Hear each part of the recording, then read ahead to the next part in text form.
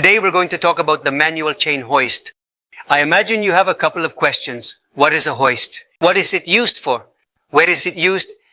What should you not do with a hoist? Some removal criteria as well as what makes Gorila different from its competitors. So stay tuned to see all this content. I'm Sergio Yelencic. Thank you very much for being here. And as I mentioned earlier, today we're going to talk about the manual chain hoist. What is it and what is it used for? A hoist is a machine used to move or lift a heavy load with a mechanical advantage, as it requires applying much less force than the weight being lifted. These mechanisms are used in workshops or industries that handle heavy items and materials. Personally, I like to make an analogy that a hoist is like a clock. Why like a clock?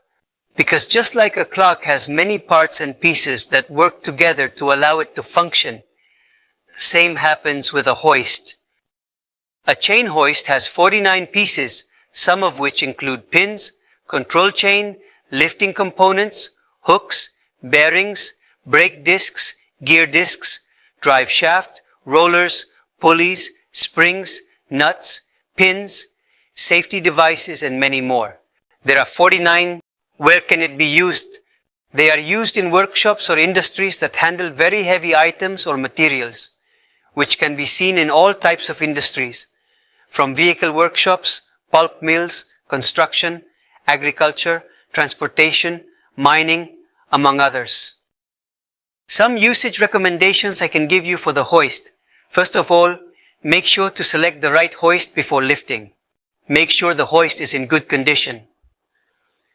And always when lifting, it should be done from the center of the hook's throat to avoid any deformations. Make sure the hoist has its safety latch in place.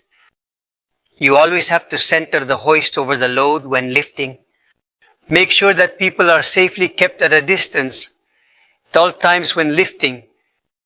What you should never do when using a hoist, but drag it. Don't place loads on them when they're not in use. Don't leave them exposed to the elements for long periods of time.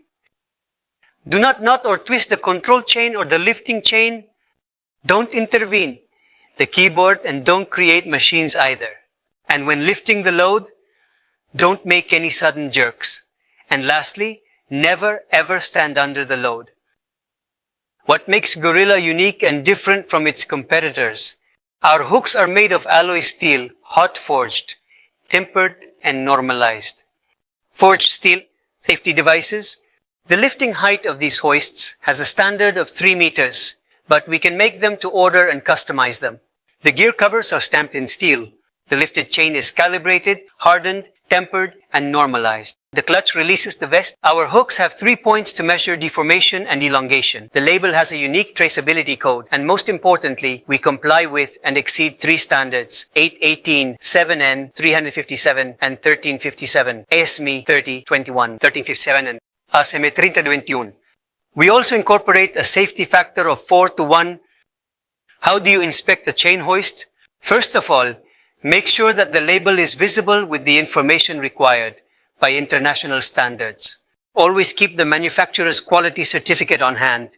The hooks must be able to rotate freely in 360 degrees. The safety devices must always be installed on the hook. There should never be any deformation in a hook.